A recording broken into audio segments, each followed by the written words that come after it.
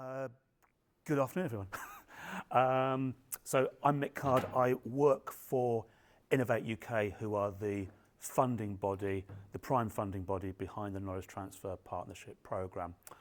And my job really is to help businesses and academics understand what the KTP programme is all about, encourage you to participate, hopefully, and then perhaps most importantly, when knowledge transfer partnerships are up and running, I or one of my colleagues act as support advisors in helping everyone in the knowledge transfer partnership get the benefit of what they really want to achieve out of it. That'll become a bit more obvious as I talk through some of these slides. A slight health warning: these are a new set of slides for me. They got sent to me the other night by head office and I forgot to look at them. But I do know broadly what the content is. So if I say something that's a little bit different up there, that's basically a test to see how alert you are and say, Mick, it says something up there. Okay, thank you. There we go, knowledge transfer partnerships, okay? We call them KTP. It's a government funded programme, give it an acronym, why not? And they are primarily funded through, it all comes from UKRI. For those who don't know, that's UK Research Innovation Body, which supports all the research councils in the UK. Essentially what that means is that's the body who primarily fund a lot of research and so on at universities and research organisations. And then Innovate UK sits within that group as the business-facing side of it. And they provide grant funding to businesses, predominantly SMEs, to help them grow their productivity and adoption of innovation and such like. And KTPs exist as a perfect little love child between UKRI and Innovate UK. So what are these things about? The clue is in the name Knowledge Transfer Partnerships. So key things in that: knowledge transfer, that's what it's about. And the other big key word in that is partnership, which I'll try to emphasise that as I go through what I'm talking about.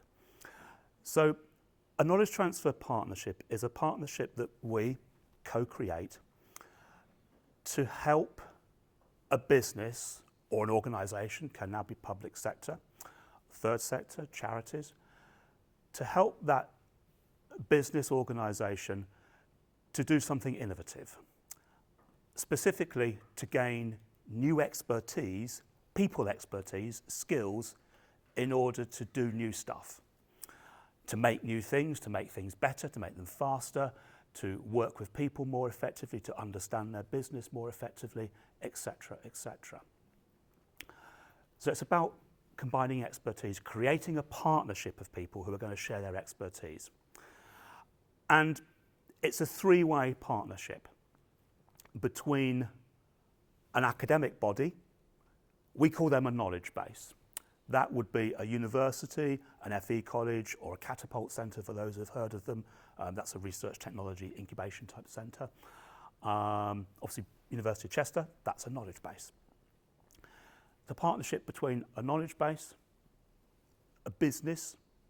I'm using the word business very loosely here.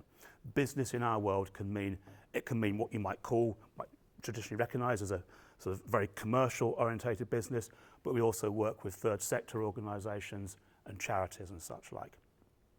We've recently returned to working with the public sector as well, so we can now do KTPs with the public sector, at the moment on themes of management, so that's practice and policy, that sort of thing, rather than specifically technology, but that might well change. And we're providing a resource to work between those two entities. That resource is a person, and that person we call a KTP associate. And that person is going to be employed through the partnership, which is partly funded by a grant. They're going to be employed through that partnership to work in the business, physically in the business, developing new expertise and capability over a period of, say, 12 months to 3 years, something like that. So fairly long term. And that associate, he or she, is going to be mentored and supported by the academic partner. And the academic partner, what we mean by there is Yes, that might well be University of Chester, but specifically that would be a team of academics, 2 or 3 academics from that institution who have got expertise in the area that you're looking at. And in addition to having access to them, you've got access to the facilities that the university have as well. So for some KTPs, it's highly relevant to have access to, I don't know, cloud computing facilities or technical resources, various modelling software, etc., etc. And we, that's Innovate, want this partnership to do something significant. We want them to create a transformative change within the business organisation, and that change can be measured with economic as well as societal and environmental benefit. What's the benefit if you're a business or potential business partner in a KTP? Why would you bother with this thing? So far you've heard some bloke stand up and say something about, well, you might get some person from university you never met before come in and start meddling with your business. What's all that about? So why would you do it? Well, firstly, the risk thing, come back to this word partnership. We do encourage you and insist actually that you build a partnership before you actually apply for grant funding for this thing. You have discussions, conversations to understand and form a joint vision between you and between the academic partners and the business organisation. Benefits to you for a business are, I suppose the simple alternative is just to go and do it in-house and hire someone to come in and deliver this new expertise for you. You can do that, sure you can. Have you got the skills and confidence to go and hire someone with the right level of experience? Have you got the budget to do that? Do you want to de-risk this whole thing by having one person, an associate, supported by others who are experts in that area? You get the benefit of, you gear that benefit up, don't you? Because you're getting the benefit of one person supported by many other people who are experts in that field. We have found, perhaps what I should have said at the start, we've been running this program for almost 50 years now. It's the longest running government program for supporting knowledge transfer in Europe. So that means that the model kind of works, or that everyone's really stupid, but I doubt it very much. It means the model sort of works. What we've found is that actually the process of using a KTP allows organisations to accelerate and de-risk their adoption of innovation. It does genuinely lead to increased profits and revenue growth. We do them for commercial reasons. We're not totally philanthropic, or not very much philanthropic, to be honest with you. We're commercially motivated in that we want the business partner to gain commercial opportunity, success, increased profits, etc. Other areas why they're beneficial to business is actually it's quite a nice way to engage with academia in a structured way. You're not on your own. You're fully structured and supported to engage with academia. So if it's a new venture working with academia, it's done in a, if you like, a safe, structured environment. They also very often lead to further collaborations. They lead to other projects, workforce training and development, or student projects, so on and so forth. Many, many businesses who start down a KTP route end up coming back and using it time and time again. Marianne and I were on a call earlier this morning talking to a company who are coming back to Chester for their 4th KTP project. If you're a knowledge base, and obviously many of you are, so you're working at a university or research organisation or FE college, why bother with this? Because, okay, here's the spoiler alert, it's more work. They're a fair bit of effort. Why bother? Well, in academia, the currency is impact. No university, no academic is going to have a strong career or future unless they're demonstrating impact. That's what everyone wants. How do you demonstrate it? All sorts of ways, of course there are. KTP is a really good and nice way to create impact. It writes its own impact. The KTP story, basically, the premise of KTP says, if I'm a business, if only I knew how to do X, Y, Z, I could make loads of money. And so you're part of that X, Y, Z solution, aren't you? So you're providing that knowledge and expertise, allowing a business to make loads of money. You're allowing an associate to grow their career. That is impact, and that can be well articulated through the KTP process. They generate income for universities, of course they do. We fund them for those who are interested in these things. We fund KTPs at what's called 100% full economic costing. So that's good news to any grant officer. They also are key in helping researchers develop their careers and demonstrate their kudos to their peer group.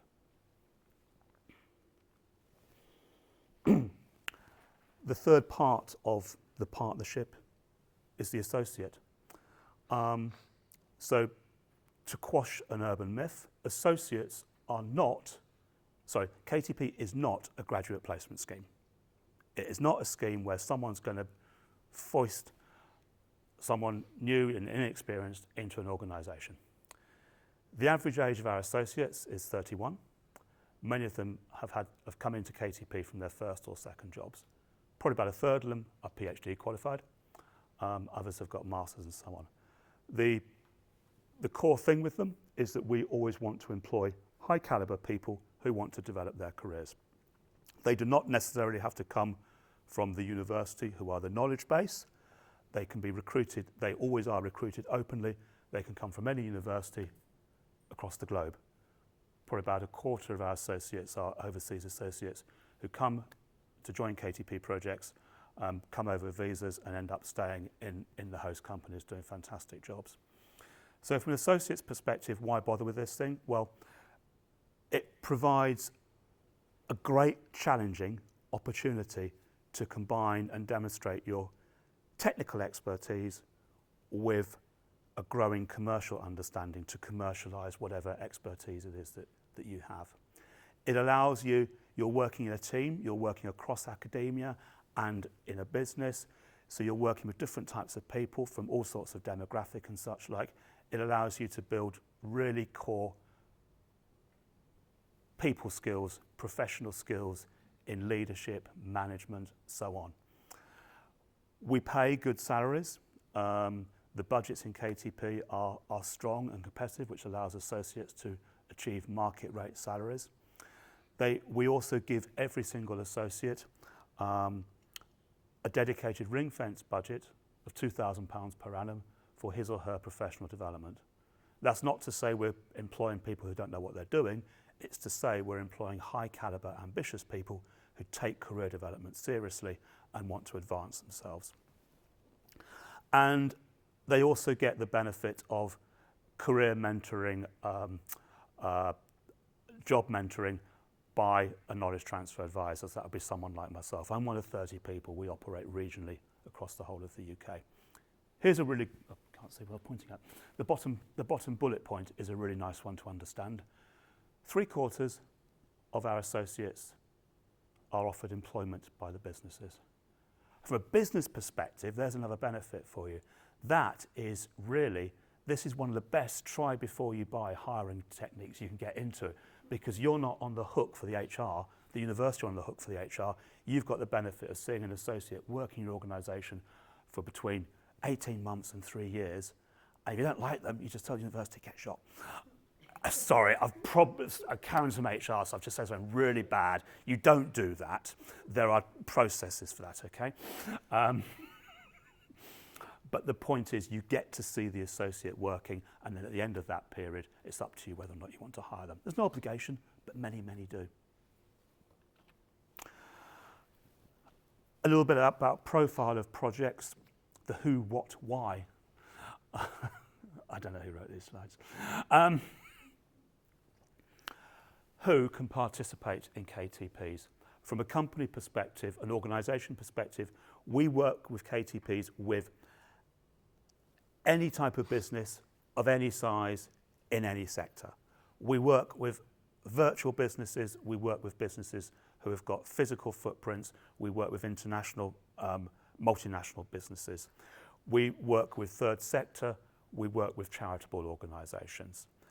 We also have restarted working with the public sector on management-themed projects only, but we're now working with public sector as well. So that pretty much includes everyone, doesn't it? What subjects do we look at? To be fair, a lot of our back catalogue has been in technology-based subjects. We are doing more and more arts and humanities, social science-based projects. I don't know what schools or faculties people come from here or what people's personal interests are, but what I can honestly say to you is that in the last 5 or 6 years I've been doing this job, we've been seeing many, many more projects come to us from businesses who say, we need art, humanities, social science skills in our business in order to do good stuff. So it feels that that's become far more commercially relevant to many organisations. We really support that because it helps us build a more colourful and vibrant portfolio. And coming back to something I think I said earlier, why do we do these? Well, we want businesses and organisations to be more successful, to be more profitable, for a case of third sector or charities, to generate more surplus, to grow their activity. Public sector to be more efficient, maybe. Discuss. And we want our academic partners to better show their impact. We know our academic partners in the UK are wonderful. We want them to have an opportunity, a showcase, a shop window in which they can show what impact they're truly capable of doing. And we will support them in doing that and provide various publicity alongside it for them. For our associates, we want them to be our future business leaders. They're the future. Many, many associates go on to have accelerated careers going into more senior levels more quickly in their careers as a result of having done a KTP. And I think there's probably a few former associates around the room here today as well. It's a long slide deck. Have I got a timer? Yeah, okay. Still have nearly 15 minutes. Really? Oh, I'll do the song and dance as well. Right, so again, these slides, some duplicate themselves. The reason for that is I'm trying to give you a flavour, an impression of what knowledge transfer partnerships. I'm trying to show you the spirit of what this thing's about. So what we look for in a good knowledge transfer partnership is something that's going to be stimulating and challenging for all the partners. That means if you're an academic, we're not going to pay you to go to a meeting just to listen to stuff and not do anything. Sorry. What we want it to do is we want it to be something that's going to be challenging and inspiring to you. The acid test is it going to challenge your translational thinking of the stuff you know about day in, day out? Is it going to challenge you and inspire and excite you to work with this business and this associate to put it into practice in perhaps a different way to what you currently do? The associate, the technicalities around the associate, there's a grant. The grant is paid to the university. The grant comes from us, from Innovate. It's sometimes co-funded by devolved governments. What's relevant to people in this room, perhaps, is that the Welsh government, a couple of miles down the road there, co-fund KTPs, which means that there are some additional benefits for projects based in Wales. You get some access to increased funding, so that's a good news story. The grant is paid to the university or research organisation. The associate is employed out of that grant fund. They're employed technically by the university on university payroll. I talked about that earlier. But the recruitment process is a joint recruitment process. You draw up the job description between you and you sit on the interview panel between you. It is absolutely essential that that is a joint decision as to who you employ.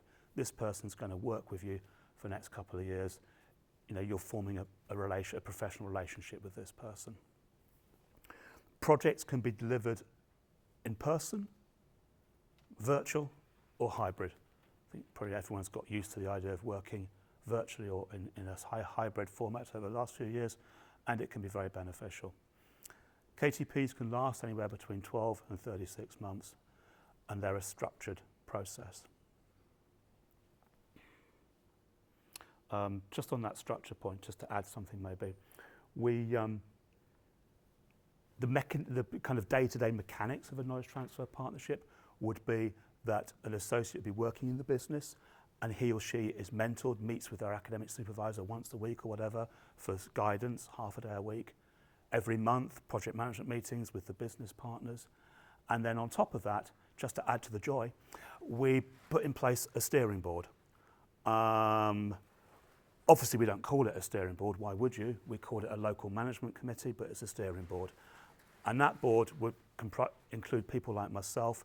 That is a high-level board that is looking at maintaining the drumbeat on the project to make sure it's going to achieve its long-term objectives. The existence of boards like that really help these projects actually get what they want out of themselves, and also in many cases allows them to outperform what their expectations were.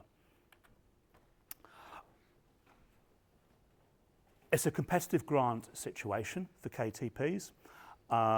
There's an application process. It takes a few months to put an application together, and they come into us and then we assess them.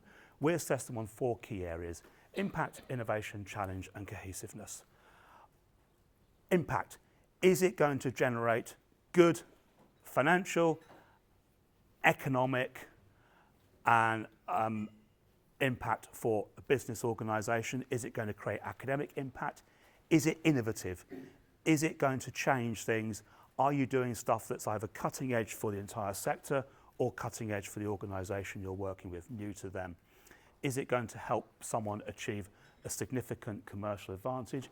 Is it going to embed, I should have used that word earlier, embed, we use that word a lot in KTP. That's all about the idea of you spending this 12 to 36 months, a long period of time. You're not just telling someone how to do something, you're embedding it. That's the critical importance of it.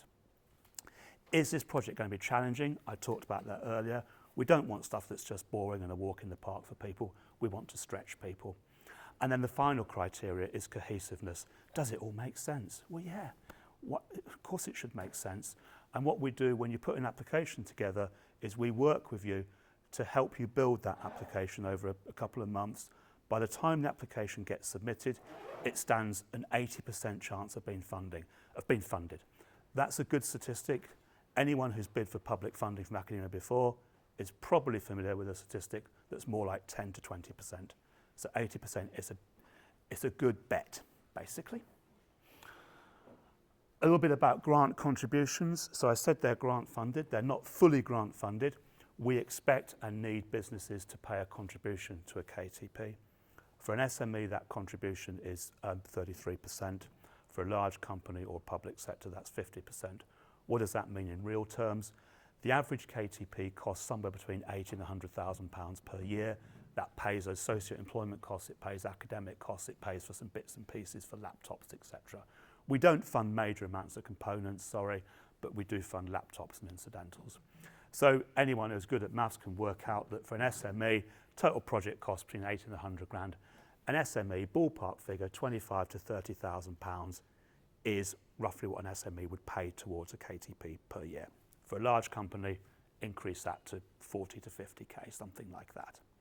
Third sector, we give them an increased grant rate, so they're only paying 25%. You can do the maths yourself, but it's sort of 20k or so, 20, 25k. A way to look at that if you're selling it from an academic point of view, or if you're buying it from a business point of view, I've just said running a KTP is probably going to cost you, let's say, between 25 and 30,000 pounds a year. Is that good value? Well, you tell me, but I would argue that the cost of you hiring someone would be pretty much always higher than that. So it's good value in that respect, plus you're getting all the other expertise. It's up to you whether you've got a business case that says, as a result of doing this, am I going to make money? That's the commerciality of it. To give you an idea of the family you might be joining in working with KTP, it's a big program. It's been running over 40 years. I think it celebrates 50 years next year. We've got about 750 projects currently running. We've got increased funding from government. We managed to get some money out of them before they all went a bit haywire. And we expect to grow that to about 1,000 projects in the next 18 months or so. So we're looking for projects. That also means actually it's a good time to apply because we're hungry for projects. So perhaps we'd like to nod them through more easily. We work with over 100 universities and knowledge bases. We've probably got Oh, it says there, we've got over 700 businesses participating in KTPs. I talked about average age of associates, so they're mature-ish people. Did I just say that? I didn't. The average age 30, 31. Funding success, just about under 80%. Company profiles, we work with micro, small, medium and large companies. Probably 2/3 of our businesses are what you classify as SMEs. The whole programme is supported by a network of knowledge transfer advisors. We are regionally based. I'm Mick Card, I'm the guy who's based actually here in Chester. I look after all KTP projects in North and Mid Wales, the Wirral and Merseyside. And I have colleagues all over the country who also support projects. We all act in a similar way. Some present way better than I do as well, by the way. If you are interested in this and want to know more, and I really hope you would like to learn more because I've only said half the stuff anyway, what you can do is you can speak to, if you're a business, if you know an academic organisation you'd like to work with, you can speak to that organisation either directly through the academic you want to work with or through their knowledge transfer business development team. If you don't know, if you're a business and don't know who you want to work with but are KTP curious, you can speak to me and my contact details will be sent out. If you're an academic and you're interested in this, again, you could speak to me, but I'd also suggest your prime points of contact are probably going to be Maud, Karen or Marianne here as well to tell you more about how the programme works. Okay, that leads quite nicely on to Chester. No, thank you, mate. And it's really great to get all that information. And I will say that you're really great at helping us. I know you've helped us with a couple now, and just the guidance from the team and the fact that you're available to just speak to whenever we've got a question is really useful. It's really helped us to get our heads around KTPs and sort of move them forward within the institution as well.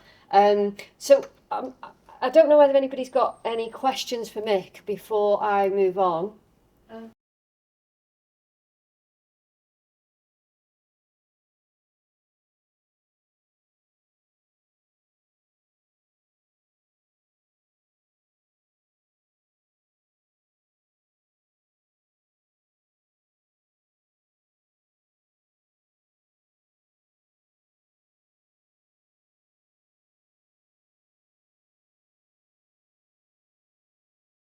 I totally agree with you. I'm actually an environmental scientist myself, so I think environment is the most important thing anyway, personally. So yes, we do. We've got many KTPs which are environmentally based. Okay. Many of them are about adopting new geospatial mapping techniques and stuff like that. Others are more on the societal aspects of it. So yes, there is demand. Absolutely, yeah. Maybe what I could have also said is that we love KTPs to be aligned to Sustainable Development Goals. So net zero is obviously a big one there. Absolutely, absolutely, yes. So very happy to see projects like that. Anybody else got any questions? Okay. What I'm going to do now is I'm going to hand over to Maud and Marianne, who are going to talk about Chester and what we do at Chester. And the benefits, I think, of Chester as well, having been through this process ourselves on numerous occasions. So yeah, I will hand over to you to provide some feedback on that. Okay. I will start first. So I'm Maud Dottie van der Venne, and I work in the same department as Karen, which is the Centre of Professional and Economic Development at the University of Chester. Why working with the university? Well, we have actually a track record working with businesses and also tapping into academic involvement, but also we have, like, say, facilities that we can provide. So today, the project, this is actually supported by the Business Growth Programme, which is a European funded project that is therefore supporting businesses. And maybe we should actually say at the beginning, this event is actually funded via the KTP Capabilities Programme. We won some funding, or we got funding awarded to actually help increasing our knowledge transfer partnerships with industry. Because although we have already a few KTPs on the go, we would like to see actually improving this, because as a lot of people know, European funding is coming to an end. this year, and we're actually also seeing, well, in what other way and shape and form can we actually work with businesses. So myself and also Louise, who's sitting in the room, we are involved with BGP. There are other people as well where you can talk with to actually ask questions like, well, how can we actually support a business? So I will hand over now to Marianne, who is actually going to talk a bit more about the process that we have with KTPs at the university. Right? Thank you. Hi everybody, so I'm Marianne O'Neill and I'm from the Research and Innovation Office within the university. So my role is initially kind of the link person for the institution with the KTP programme. So as Mick mentioned earlier, we've worked quite closely together on previous KTP applications, and I would sort of be the first point of contact, whether that be from our own internal academics or externally from organisations who might be interested in engaging with us on a project of this type. We are starting to spread our wings a little bit internally, so obviously Maud and colleagues are also getting more involved as well, so hopefully as a result of this we will increase our capacity and be able to work more broadly and engage more widely with organisations. So what we wanted to do here is just to give you a very brief sort of overview as to the process that we would follow within the university as to how we kind of get the conversation started and the process, the steps that we would follow. So as Mick did mention earlier, one of the common ways in which we have that initial conversation with organisations is because they've already had a relationship with an academic, they've already been talking about projects, or they may have been working together already on something, and there's been an idea sparked that perhaps this could lead to a KTP. So they would then have that initial contact with myself, and we would discuss with the company what the potential project might be, and then whether or not it might lead to meets the eligibility criteria of KTPs. And that's what we would then go into what we call the fact-finding process. So there's a form, which is fairly straightforward, I would say, where we're just gathering basic information on the project idea, information about the organisation, because one of the things that the advisors will do is look at the financial stability of the organisation to make sure that obviously they're able to sustain partnership and the project should it be successful in getting funding. So we would then do that. I would be that sort of initial liaison, and I will support from that point on really in terms of the administration of the project. Once we've got to the stage where the advisor feels that there is legs in the project and it's worth discussing further and actually working on the application, then again I would support in doing that. And as Mick said, we had a conversation this morning with another project that's in the pipeline, talking about business going through their draft application, tweaking it and so forth. And then when it comes to that point of actually submitting, I will do all of that on behalf of the partnership in my role as partnership administrator on that project. If the project is submitted and is successful, then obviously there is the next sort of stage in terms of setting it up and administering it. And again, the university takes away a lot of the responsibility from the business in that sense, because we are, as Mick has also mentioned, responsible for the recruitment process for the associate. So we will support the business with that in terms of coming up with a job description, all those sorts of things. We have that discussion. We will actually facilitate the recruitment, advertising and the actual interviewing and all of that. And then we will manage the financial side of it in terms of invoicing, so getting the funding from innovate and also invoicing the business for their contribution on a monthly basis to the project. So that's very briefly really the sort of the stages, but I think just to reiterate that if anybody would like to discuss it more, whether you're an academic within the university or a business interested in engaging, then please do reach out and we can discuss further with you.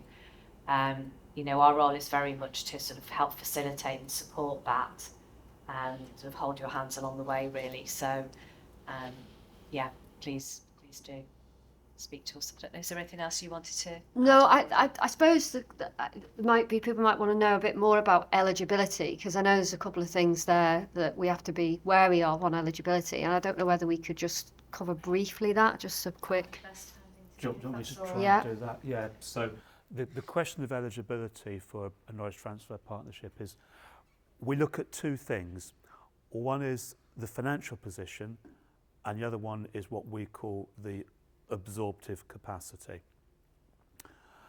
The absorptive capacity means if we're all going to go to the effort of putting in place this knowledge transfer partnership, has the business got the capacity to onboard the associate, to work with him or her, and to absorb and transfer that new expertise and capability that's being generated into their practices, into their operations. Essentially what that sort of boils down to is we tend not to work with businesses who are 2 or less people FTE, because they rarely have the capacity to do that. So a sweet spot for us would be businesses of, say, 5 or more employees. So you've got people in more purposeful, not purposeful, in more structured roles. You might have people in sales, you might have people in production, whatever. So there's a bit more of a structure there for the associate to work with, and also for the projects we rolled out and the stuff used in real practice and development. That's the absorptive capacity bit. The other bit is the financial position of a business or partner organisation. 2 questions for us. 1, can they or how will they afford their contribution to the KTP grant? That's going to be, I don't know, 25k or give or take that per year. How will they afford that? And the second question is, how will they afford the scale up or the implementation of the project? To clarify what that means for people who don't understand or not familiar with that sort of language, it might be, let's say it's a KTP to put a new material into a widget. You're then going to make that new widget on a production line, which might require new production facilities, it might require new distribution facilities, it might require sales and marketing, all that stuff. That can quickly add up into 6-figure sums or more. So our question is, A, how will you fund your contribution to the grant? And secondly, how will you fund your costs to actually scale up and implement it? And if you can give us an answer that says, hey, that's coming from revenue, that's coming from profits, that's coming from balance sheet, that's coming from investors, happy days. That's all we ask. Can I just add to that? It's always worth testing the boundaries of eligibility. I'm constantly doing that to Mick and his colleagues. And I think if you've got a really good project and you've got a really good relationship between the academic and the company, very often the fact-finding form's quite light touch anyway. So it's always worth doing it and pushing it in front of Mick. You'll get a quick yes or a quick no. Or you may get an exploratory meeting where you can convince Mick to go back to Innovate UK and say, look, I know this doesn't fit, this isn't bullseye, but it's worth funding. Salford had, as a result of doing this, we got the first ever virtual KTP in AI. So we had the company was a guy in Newcastle, a guy in Denmark, and a guy in Washington. But the project was brilliant, and the academic team was brilliant. And so we pushed the boundaries, we tested Innovate UK, and they came back with a yes. So whilst it's not worth putting a load of work up front, it's worth asking the question and just testing Innovate UK as to what they'll fund. Is that fair enough? That's absolutely fair enough, and we would always be supportive of that as well. We want to see good projects in our portfolio. Is the business input a 30% input? From a cost basis, not quite 30%. The cost of the business would be 33% if you're an SME, 33% of the total project cost. Then if you had a really good team, but they weren't in a PAYE basis, they were a collection of consultants and subcontractors. Yes.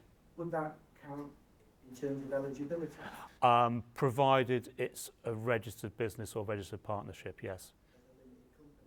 It could be a limited company, or it could be an LLP or something like that. Yes, yeah, yeah, yeah.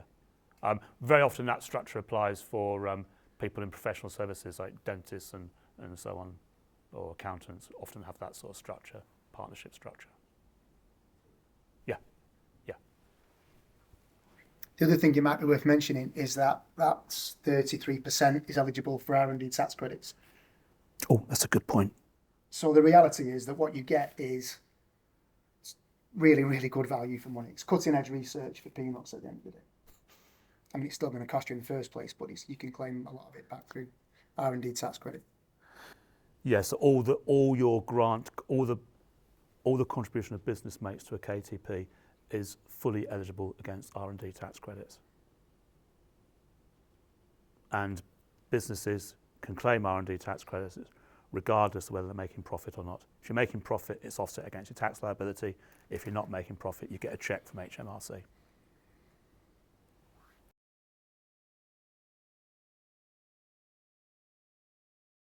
So I'll hand over to All right, cheers. Okay, so I'm Paul, I'm from Salford Uni. Just to give you a bit of background at Salford and KTP, so as Mick said, this has been going for nearly 50 years, so it's survived various administrations and their various ideologies and never been cut, but 47 or 48? One of the two. So 48 years ago, Salford was the pilot university for this when it was called Teaching Company Scheme. So we've been doing this for a long time.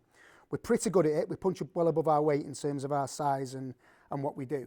And hopefully what you've heard today, and I always feel a bit sorry for people coming into this for the first time because there's so many moving parts, so much information that you get, it's really difficult to assimilate. But hopefully what you've got is the idea that,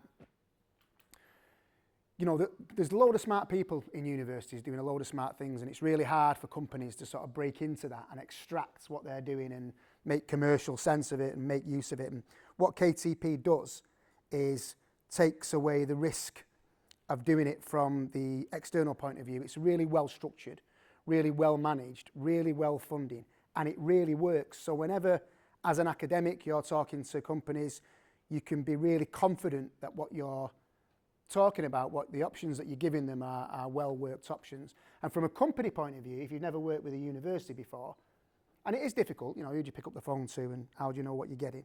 You can be confident that what you're getting is a safe way of embarking on a long-term relationship with a university. And I'm going to come on to that a bit in a minute because I'm going to go on to a couple of examples. But first, I was asked about IP, or to just talk a bit about IP. So, look, the whole idea of KTP is that it embeds a new capability within your organisation that you then go on to commercialise.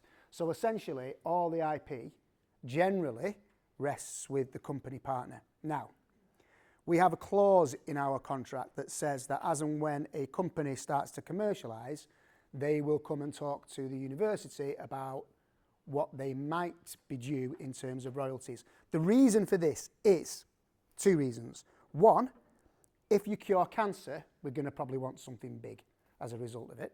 And two, because universities are charities, we need to show that we're doing our utmost to maximise the funding that we draw down. So that's the reason that the clause is in there. But essentially, 99.9% of the time, the company happily goes on to commercialise the IP, and what the university gets is a long-term relationship. So, the other thing I want to say is this, right? When I'm talking to companies, I've been in KTP for a long, long time, and everyone that works in it stays in it because it's a really great scheme, and you see some really fabulous things happening. When I'm talking to a company, and this is the whole reason it has to be a strategic project, okay? Between me sitting down and having the initial conversation with a company, through fact-finding form, engaging Mick or another KTA, doing the full application, handing in the application to Innovate UK, who take their sweet time getting back to us to tell us yes or no. Then advertising for an associate. We advertise nationally, it's got to stay out for 2 weeks. Interviewing, second interview, offer of employment, they might have to hand in a month's notice. Between me talking to a company and them saying this is a great idea to somebody starting is 6 months. Nothing we can do about that. It's a slow process. Between that person starting, understanding what a KTP is, understanding what their relationship between the company and the university is, getting the feet under the table, starting to do really good stuff, that might be another 3 months, 4 months, maybe 6 months. What I always say to a company when I'm talking to them is, nothing good happens between this conversation and 12 months, which is why the project has got to be of a strategic nature. Okay? So, let's give an example. So let's give an environmental example, shall we? So, I've got some case studies on there, so I'll do Dyer Environmental. So, Dyer Environmental was an SME in Altrincham, just south of Manchester. And what they did was they installed natural ventilation, okay? So this is a replacement for air conditioning. And if you design your windows well, you can open them in certain patterns that will let the natural air flow through a building. Did a lot of work with schools. They've done Manchester Airport. They did Piccadilly stations, fit out big glass, metre by metre glass windows. And what happens tends to be you have a big motor with either a remote control or, if you know, seeing school PE halls, there's a thing on the wall that opens and shuts the windows. And Dyer came to us and said, we've got an idea for a solar powered aperture. No one's making them. And we'd like to see if we can make this solar powered aperture so we never have to change the battery and so on and so forth. Now, fortunately, I'm not here to plug Salford, but we have a world-leading research institute called the Energy Labs, and we have a fully functioning terraced house in a lab where we can take it down to -5, up to 30. We can make it rain, we can make it wind, and that's how we test our retrofit green tech. So there's sensors all over this house. It's completely livable, but it's inside a lab. And we have Energy House 2, which is a massive chamber, dual chamber, which can recreate 95% of the world's environment, so we can make it snow in there. Barrett's have built a home in there, and Saint-Gobain are testing some glass in there currently. So we're good at this stuff, yeah? So Dyer Environmental come to us. Now, they are not a manufacturer. They fit these things, and they get their extrusions from Germany. They design the flow, but they don't build the stuff. So they didn't build motors. They didn't know anything about how to build a solar-powered aperture. They didn't know anything about motors. They had no R&D function, and this is the key to KTP. The project was for us to build a solar-powered aperture for Dyer Environmental. The KTP's job is to embed an R&D function. So the next time that John, the MD, has a really great idea about, oh, we want to do this or we want to do that, they never have to come back and ask us the same question. They've got an R&D function within the company. So the project was to embed R&D, but the pilot was to build this solar-powered aperture. So we started the KTP, recruited the associate. That associate left within 2 months. At that point, John could have said, well, let's pull the plug, but the relationship was good and we persuaded him to keep going. And we employed another associate. And that other associate lasted 3 months because they weren't much good and John didn't like them, but we persuaded them to carry on again. And the third associate was dynamite. And they invented the world's first solar-powered aperture for natural ventilation, global patent, caught the attention of the German company that they bought the extrusions from, the supplier. That German company then bought half of John's company for an enormous amount of money, making him a very rich man, and growing that company naturally within the UK. Dyer Environmental are still working with us to this day. And as a result of that KTP, they funded a scholarship for a PhD, funded a master's. They got a massive R&D budget from the German company, which was spent mostly at Salford doing cool stuff.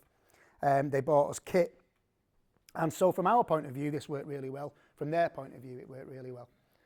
And I guess the other thing is, what it means for the Energy Labs and for Salford University is that when we put this on our website for prospective students, you know, unfortunately we've got to charge people £9,000 a year now to come and study, so they're going to want to know that at the end of it they're going to get a job, and nothing screams a job like working with industry. It underpins everything that we do at Salford.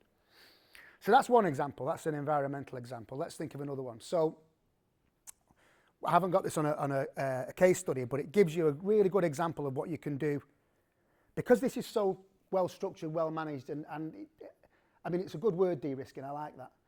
It does de-risk the whole thing. It almost creates a safe space to explore things. So I met a company called Farrat, again, just south of Manchester, and they, believe it or not, buildings and massive pieces of plant equipment have rubber shoes.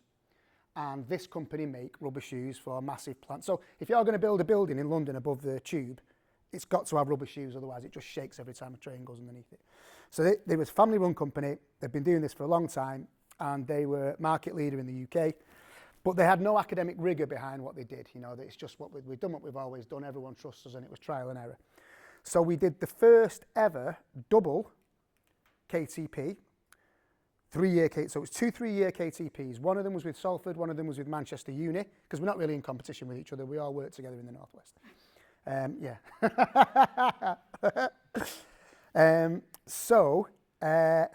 Manchester's job was to categorise the materials, and our job is, we've got definitely Europe's leading acoustics laboratory, and our job was to help them with structural noise and vibration, essentially. So it was embedding that acoustic physics within the company and embedding the material science within the company. That went incredibly well. That then led to another KTP with Salford, around the same kind of thing, but different enough for Innovate UK to fund it again. During that project, they had a conversation. They also make thermal breaks for buildings. So when you put a balcony on a building, there's what's called thermal breaks, and that a lot of heat can escape.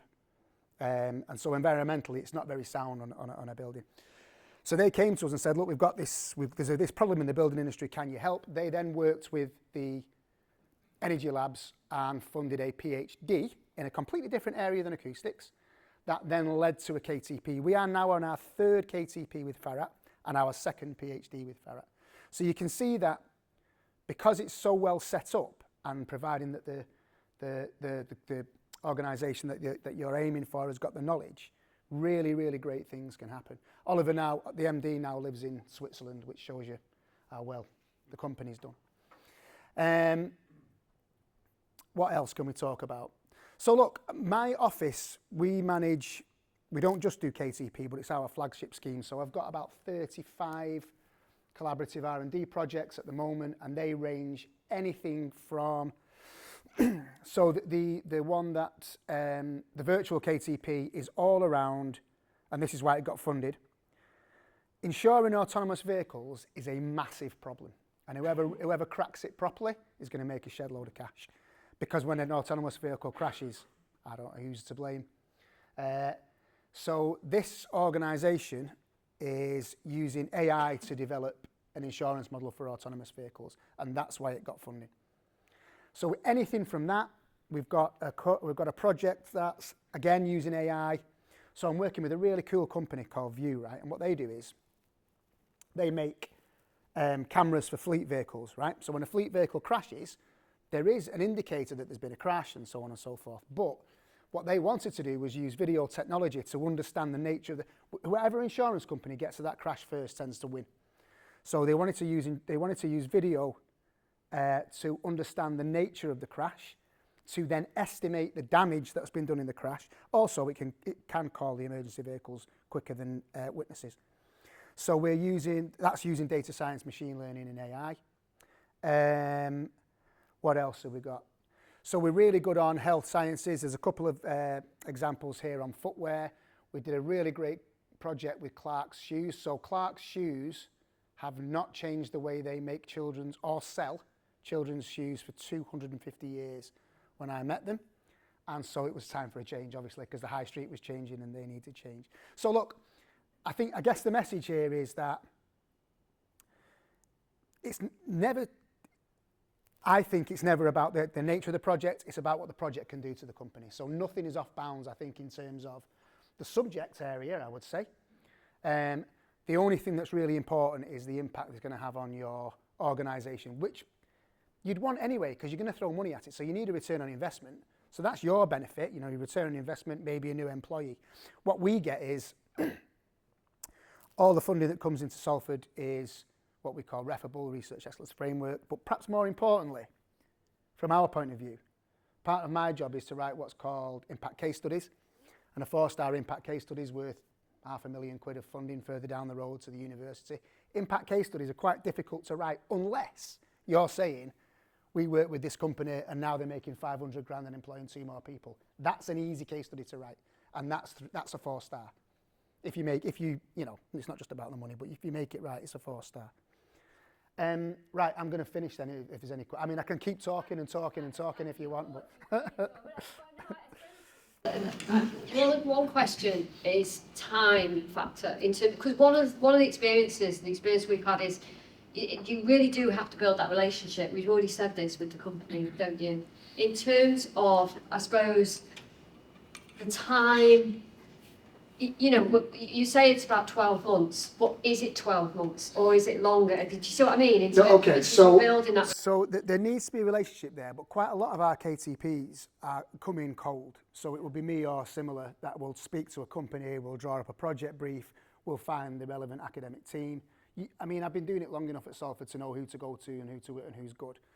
And then part of the KTP office's job is to manage and build that relationship. So actually, when we say it's 12 months before something good happens, that 12 months is spent cementing the relationship. And actually, when you write a KTP proposal together, and it's not fun. A KTP proposal, you know, seems to me, and I'm not a bid writer, that it's, you know, 30 pages of being asked the same question over and over again in a different way. When you go through that process together as an academic team and as a company, it really does bring you closer together. And actually what you're left with at the end of this is a really, really powerful document, because the academic team, they've got to write the entire project out in work packages of no more than 6 weeks. And each of those work packages has got to feed in to an objective and a deliverable, and each of those deliverables has got to feed into the company strategy. So you're left with a really powerful document that says, look, this is what we want to do.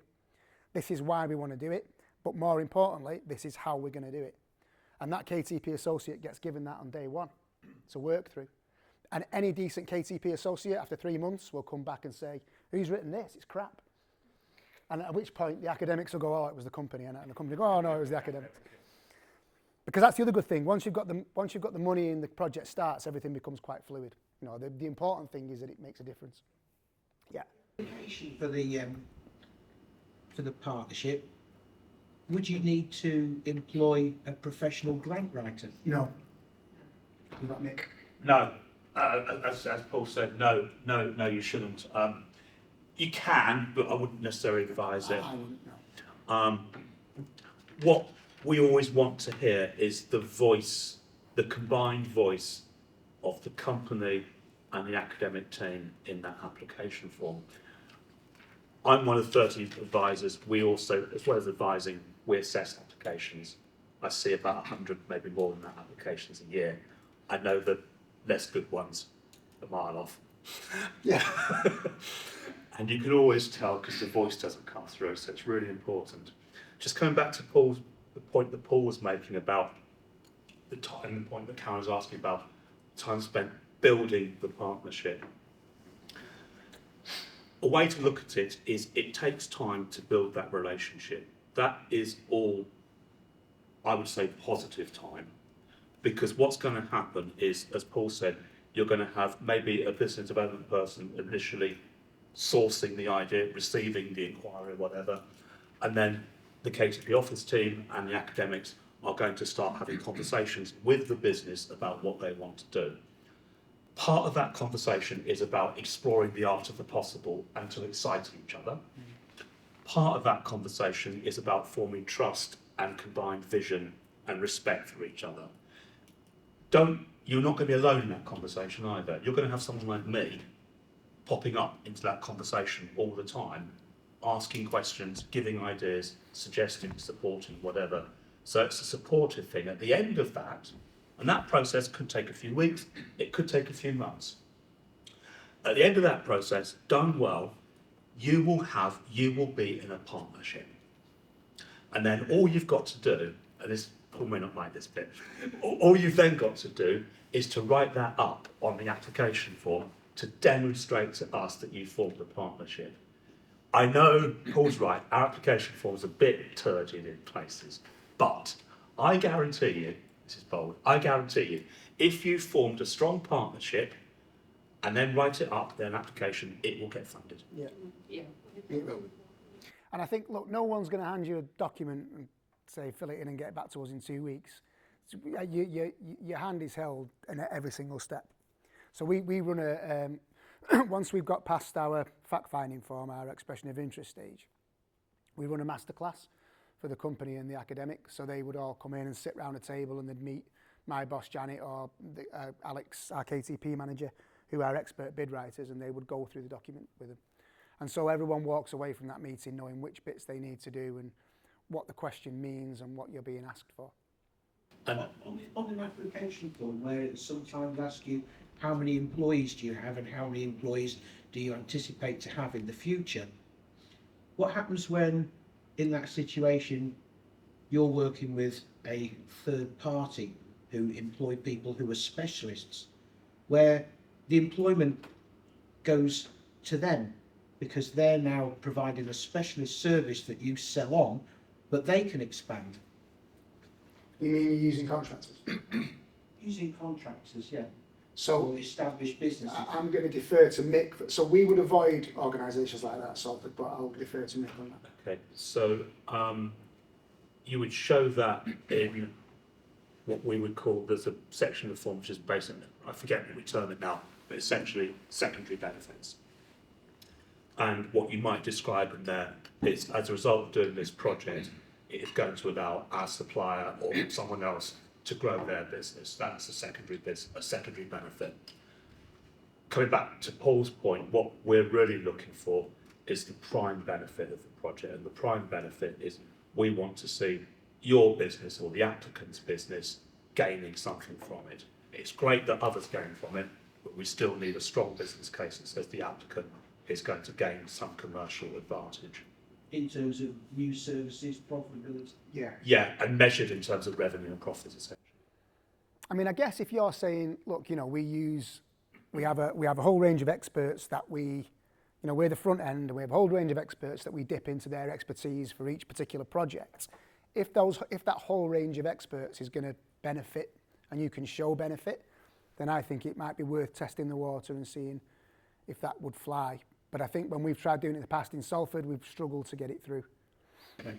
So if you could then satisfy both those requirements, then Yes. in terms of secondary benefits and primary benefits, then that gives you quite a good sort of fighting corner. It would do, and don't think you have to have secondary benefits. They are, as the term says, secondary. They're nice to have, they're not essential. Can I just come back to the point about the time it takes to build a partnership and such like? Something else I just want to share with you. I met an academic about a year ago called Dr. Andy Ross over in Bangor, sports scientist. It took 10 months for his partnership to get scoped and then written up, because he had a hell of a lot of flack from me. Because I went along to about 3 or 4 meetings with him and I said, oh, this business case doesn't make sense. What about this? What about that? This doesn't make sense. This bit of technology transfer doesn't make sense. What about this? What about that? So I gave him pain. It was good fun, actually. It was good banter. We had banter. We built up banter and a relationship. At the end of that process, he sent me an email and I was happy to share it with him. He said it was the best experience as an academic he's had. He said he learned so much about how to apply his expertise into industry. He's really grateful for that. That's true.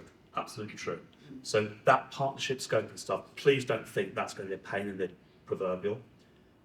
It should be enjoyable. If it's not enjoyable, then that probably means the project isn't for you, quite honestly. It should be enjoyable because you're building a relationship with someone.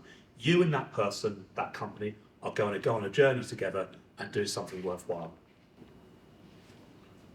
What level of data would you need to provide, say if it asked you a question about market demand, and you were asked then to evidence that in terms of your customers, the market? Sometimes that kind of information can be difficult to get hold of and it's inaccurate. So, okay, so if the projects, right, the whole point of this is that what you're saying is this, right? When I go and see a company, what I want to hear is this: look, we have got a really great idea, okay? And we know that if we can make this idea happen,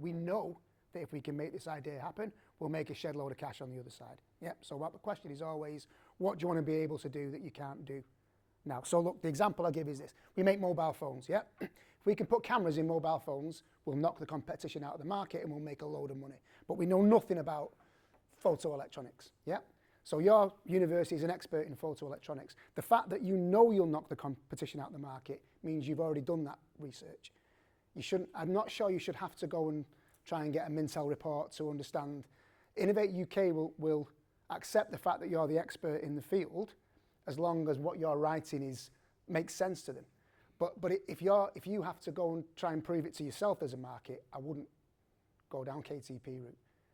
You have to know that at the end of this, or as near as damn it, you have to know that it's going to be of use to you from a financial point of view. It has to be evidence somehow, would you just accept the fact that there's been extensive market research undertaken? Yeah, but we don't need it, as Paul said, we don't need it to be evidence. We do ask you to provide a cohesive, that makes sense argument that says why that's a good market opportunity. Some market opportunities are obvious. We all know we want cures for cancer, for example. We don't need whole market say to say that, for example. Other things, it's helpful to us, for you to say to us, this is the direction of travel. More people are interested in this thing, therefore we want to offer that thing. So unless you're talking about something that sounds a bit oddball, like I did have a business case come to me where someone wanted to, golf, the game of golf. On a golf green, you've got this little hole thing, and you make this whole thing with a circular dibber type thing, and you stick it in the ground. People have been doing that for hundreds of years. It's dead simple. That dibber thing, costs about 10 quid for the hardware store. They last 100 years.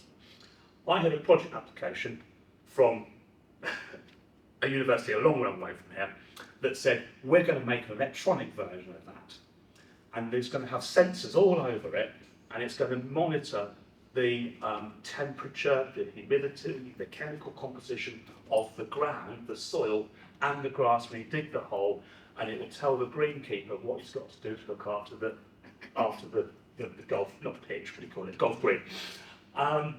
And we're going to sell this thing for £5 grand a pop. I don't know about you, but I thought that was not the best business case I've ever heard in the world. So occasionally, and that one should have been evidenced. They wouldn't have found evidence for that business case, but that's an extremist example. But it's a true example, actually. Yeah. So maybe would you accept letters of support from businesses who have trialled the product? Yeah, that's good support. Yeah, quite often certainly with the View that do the video cameras on fleet vehicles, we asked for letters from the insurance companies to say that this was something that they would be really keen to use.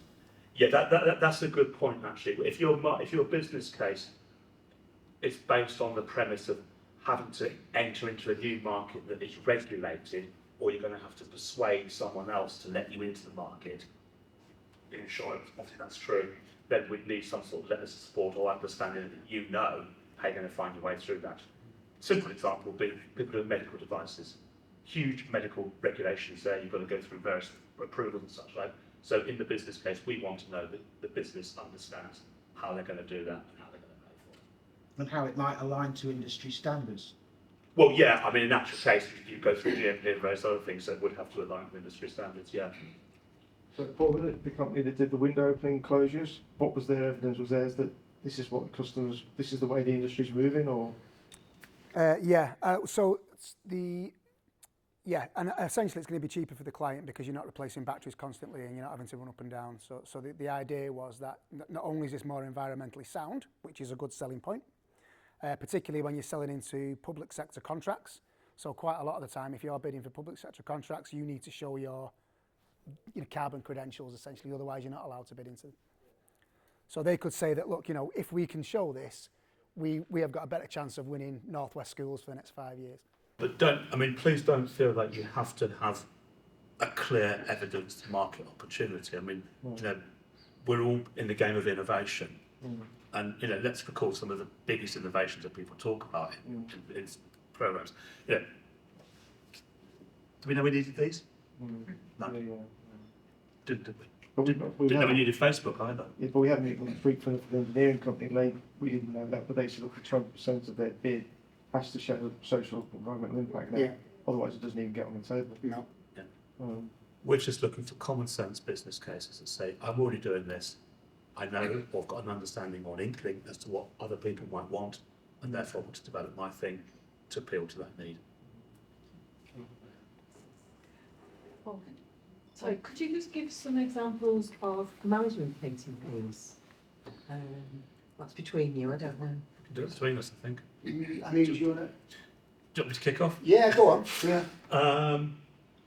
So, management KCPs, we've been doing them for quite a long time actually, but about 4 or 5 years ago, we decided to focus on them quite a lot and went out and had quite a big push.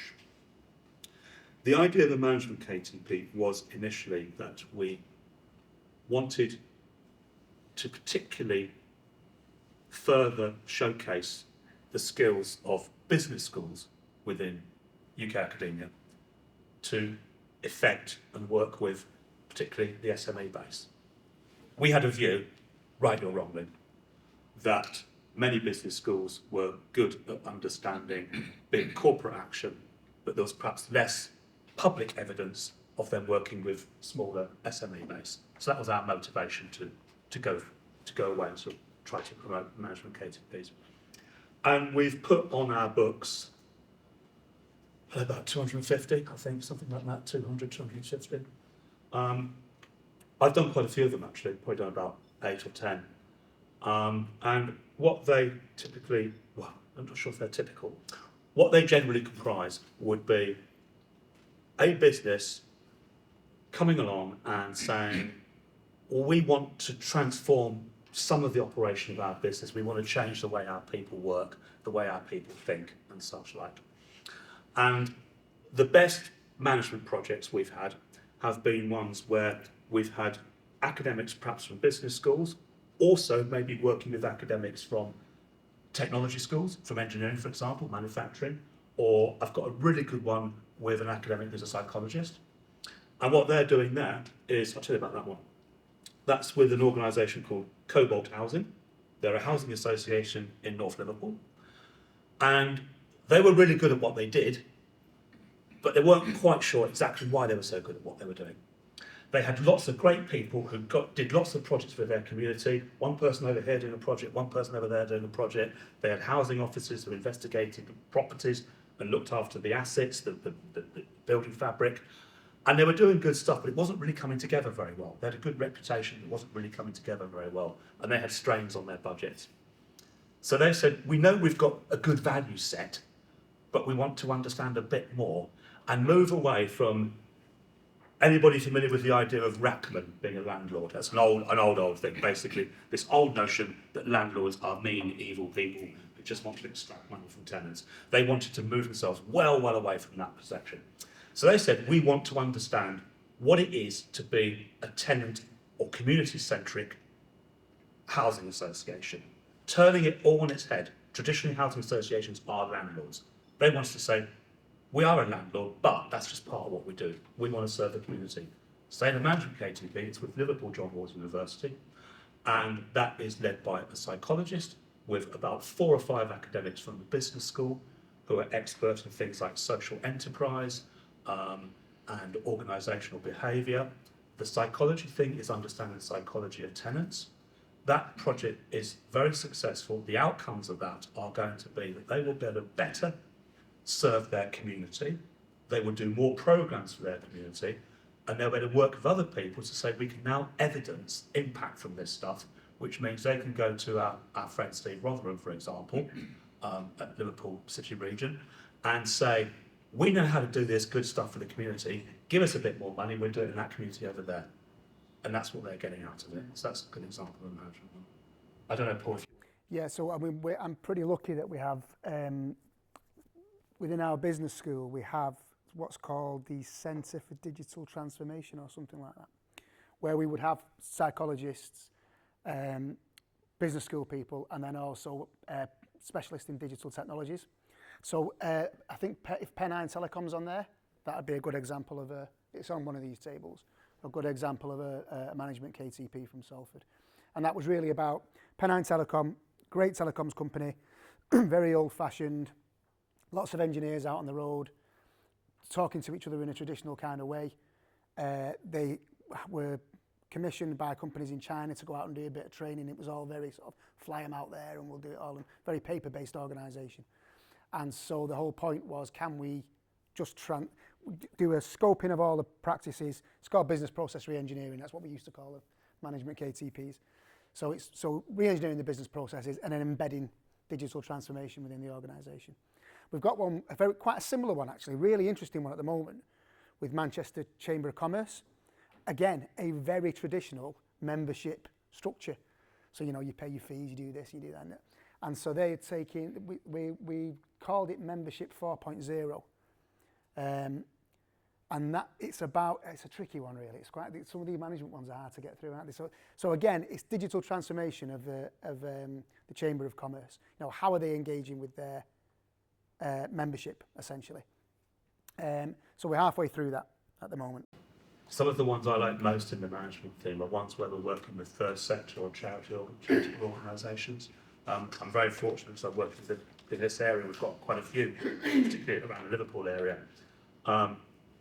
And a typical theme there might be, Vicky, you know some of this, but a charity who are doing well, but they want to grow, and they need to become a bit more commercial in order to bring in additional programs and activities and revenues to put into their surpluses so they can do more of the good charitable work. And part of that, of course, is there's a real debate in value sets there, isn't there? Because for a charity, do you want to use the word commercial? Do you want to be seen as overtly commercial? We've got several management projects with charities and third sector organisations, which are essentially saying, how do we grow but maintain our value set? And that's a really difficult but very interesting and ultimately really rewarding conversation, because it talks about how you engage with your customers, it talks about how you engage with your staff, etc. And those are actually, what those do is they very much create really good open dialogue relationships between the academic partners and the company partners. You get a lot of fascinating insight out of those. Those are the ones that I think are going to deliver a lot of really good societal impact. Is there another question? Yeah, Paul, do you ever get approached by companies from outside the UK? And are they can they be included by? So we do, and no. So, but look, there's an interesting thing here. We have developed what we call an industrial PhD for this reason, right?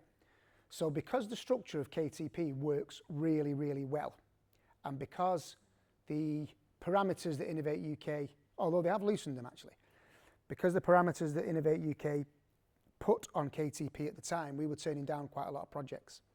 So what we did was decide that the department was going to become everything collaborative R&D, and we decided that we would run the PhDs in the same way that we ran KTPs. So we would ask the company to provide a business case, we would ask the academics to write the PhD project, which is not quite what happens with normal PhDs, and then we would buy their academic time out for 100 hours a year and charge the company the same rate as we charge a KTP. So we've got 20 of those at the moment. Also, the thing about that is the companies based outside the UK, they all know what PhD means. So it's quite easy to pitch it to them. So no, also we have used Hive money for stuff like that and just made our own KTP. We called it Hive Knowledge Exchange with a Knowledge Exchange affiliate because we couldn't use the word associate. Yeah, it's good for you. Yeah, absolutely. So unfortunately, well, depends how you look at it. Innovate UK, clues in the name. Don't support KTPs from. Well, actually, not ever so slightly wrong there. We don't really support KTPs with overseas businesses. Two exceptions to that are if there's a UK base for it, for that business, even though it's overseas owned, then we could do a KTP with the UK base, provided the bulk of the profit generation is going to be retained in the UK. And the other exception I just remembered, which I ought to know a bit more about, is that we also do a sort of sister of KTP, which is agri-tech projects with, at the moment, with sub-Saharan African countries. But that's it's a different structure, so let's not go into that too much. Mainly because I don't know much about it. No, neither do I. Got one more question? Would you, do you require a successful business to have any specialist project management software, or would you accept information on a Gantt chart? No and yes. So no, we don't require the business to have project management software, and yes, we do accept Gantt charts. In actual fact, getting a Gantt chart is part of the application process. We would hope, and I think 9 times out of 10 it's proven, that the process of doing a KTP actually puts more project management structure into a company. Yeah.